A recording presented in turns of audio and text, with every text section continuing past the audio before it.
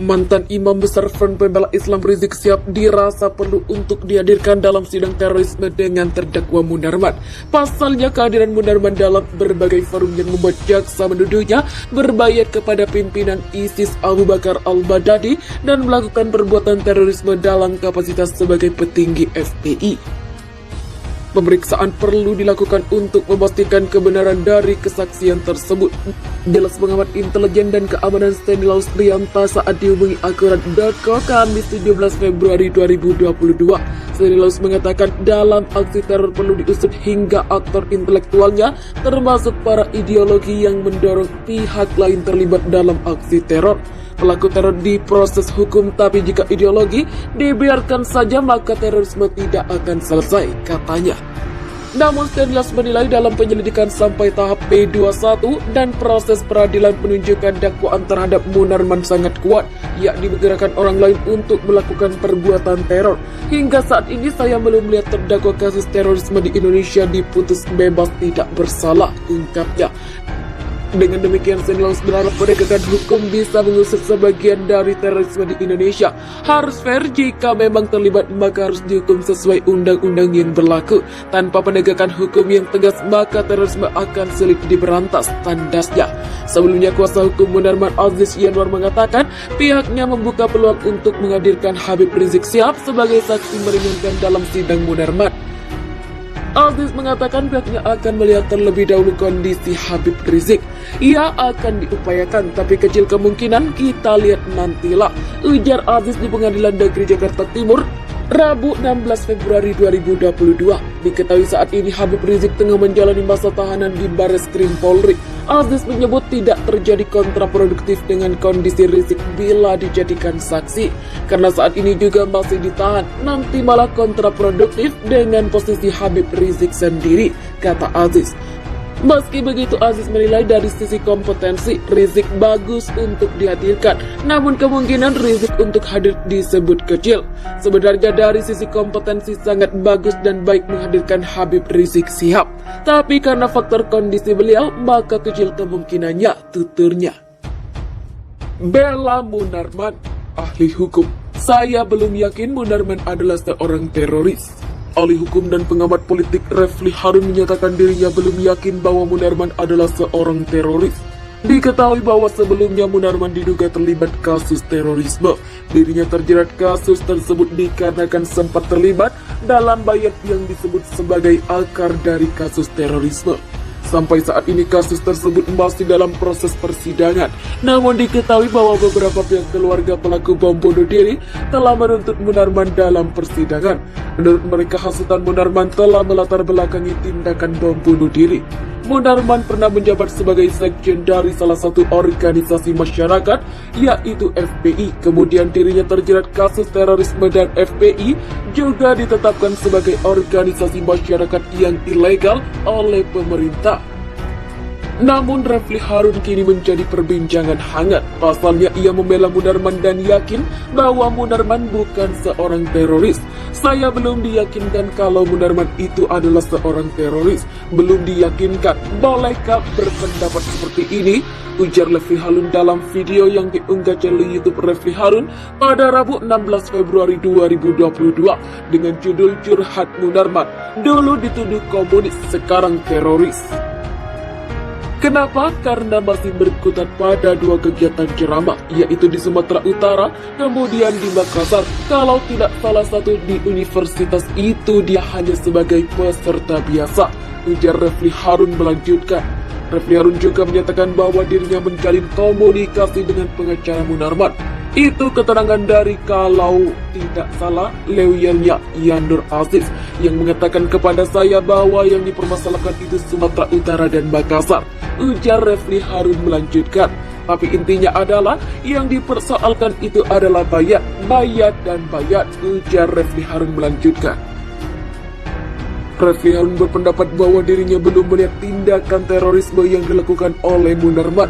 Menurut Refli Harun, siapapun yang terlihat atau terinspirasi melakukan suatu tindakan karena melihat atau mendengar seseorang maka tidak bisa disalahkan kecuali ada provokasi dari yang menginspirasi.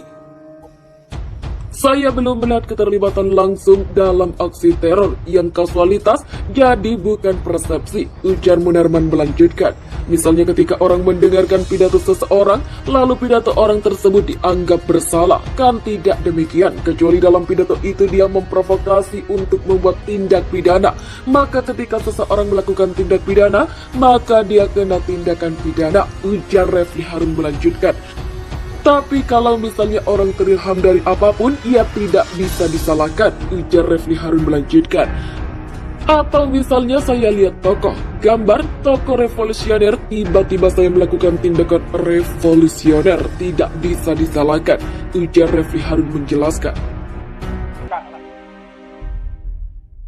Ahli hukum dan pengamat politik Refli Harun menyatakan dirinya belum yakin bahwa Munarman adalah seorang teroris. Diketahui bahwa sebelumnya Munarman diduga terlibat kasus terorisme. Dirinya terjerat kasus tersebut dikarenakan sempat terlibat dalam bayat yang disebut sebagai akar dari kasus terorisme. Sampai saat ini kasus tersebut masih dalam proses persidangan. Namun diketahui bahwa beberapa pihak keluarga pelaku bom bunuh diri telah menuntut Munarman dalam persidangan. Menurut mereka, hasutan Munarman telah melatar belakangi tindakan bom bunuh diri. Munarman pernah menjabat sebagai sekjen dari salah satu organisasi masyarakat, yaitu FPI. Kemudian dirinya terjerat kasus terorisme dan FPI juga ditetapkan sebagai organisasi masyarakat yang ilegal oleh pemerintah. Namun Refli Harun kini menjadi perbincangan hangat. Pasalnya ia membela Munarman dan yakin bahwa Munarman bukan seorang teroris. Saya belum diyakinkan kalau Munarman itu adalah seorang teroris. Belum diyakinkan. Bolehkah berpendapat seperti ini? Ujar Refli Harun dalam video yang diunggah channel YouTube Refli Harun pada Rabu 16 Februari 2022 dengan judul Curhat Munarman. Dulu dituduh komunis, sekarang teroris. Kenapa? Karena masih berkutat pada dua kegiatan ceramah, yaitu di Sumatera Utara, kemudian di Makassar. Kalau tidak salah satu di universitas itu, dia hanya sebagai peserta biasa, ujar Refli Harun melanjutkan. Refli Harun juga menyatakan bahwa dirinya menjalin komunikasi dengan pengacara Munarman. Itu keterangan dari, kalau tidak salah, lawyernya Yanur Aziz yang mengatakan kepada saya bahwa yang dipermasalahkan itu Sumatera Utara dan Makassar, ujar Refli Harun melanjutkan. Tapi intinya adalah yang dipersoalkan itu adalah bayat dan bayat, ujar Refli Harun melanjutkan. Refli Harun berpendapat bahwa dirinya belum melihat tindakan terorisme yang dilakukan oleh Munarman.